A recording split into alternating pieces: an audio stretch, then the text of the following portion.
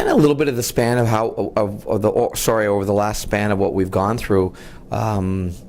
We get a point in the shootout, and you're always happy to at least have a point, but I'm a little dissatisfied because I thought there were two games that we could have had 2 points. And I think we just had a little bit more consistency in our game.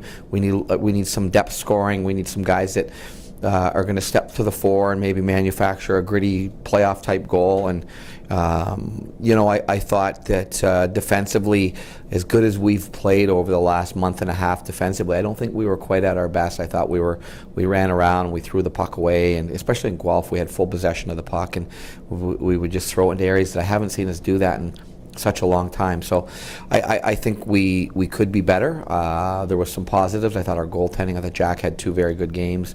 To see guys like Nastasiak, Platzer, Palmu play the way they did, Justin Brack. We had some real good performances, and yet we bring a young guy up like Jacob Friend, and I thought he had a very good weekend and played well. And then you see a guy like Connor Walters really step to the fore and show some growth in his game. So some real positives as well.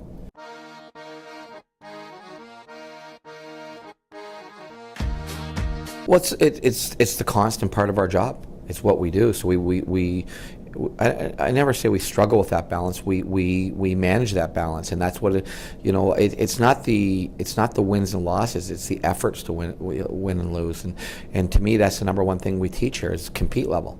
It's like the word 200-foot game. Everybody uses it, but they really don't know what it means. But to play at the National Hockey League level, you see how hard guys like Datsuk and Crosby work, and how hard they work on practice days, and how hard they work in the gym, and how hard they work on the weak parts of their game to get better. So if it's the effort to win and the all-out pursuit, you might fall short of that, but if you've given your best, that's okay. And so that's the number one thing. And then teaching the game itself, being able to play away from the puck, being able to manage the puck now. If it's a puck possession game, what are the smart areas to put the puck to go get it? Or, where are the areas we want to, make our passes? And so we're really trying to teach that, and I think our guys have done a good job of growing within that game.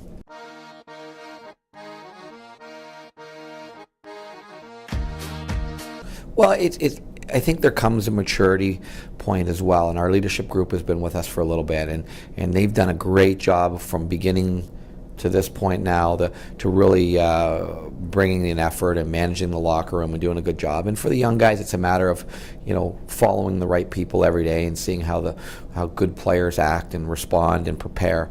And that's just part of what we do here is not letting them check out early before Christmas and making sure that they put their best foot forward. And for us, it's keeping the tempo and pace in practice and the compete level high. It's setting high expectation and demands and making sure that the focus is where it needs to be.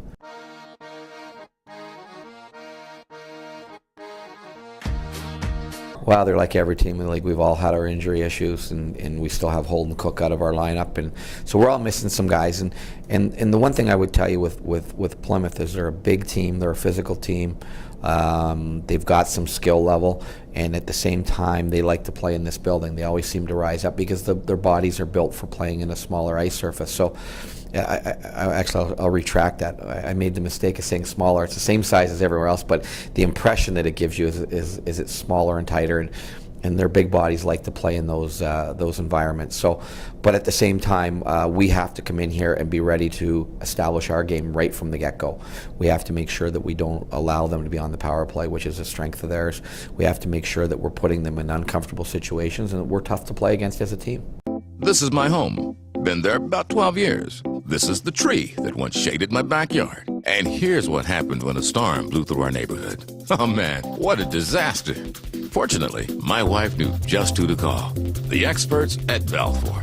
So to recap, my home before the storm, my home after the storm. Or the way I see it, my home before Balfour, my home after Balfour. Balfour, your home, your life, our promise.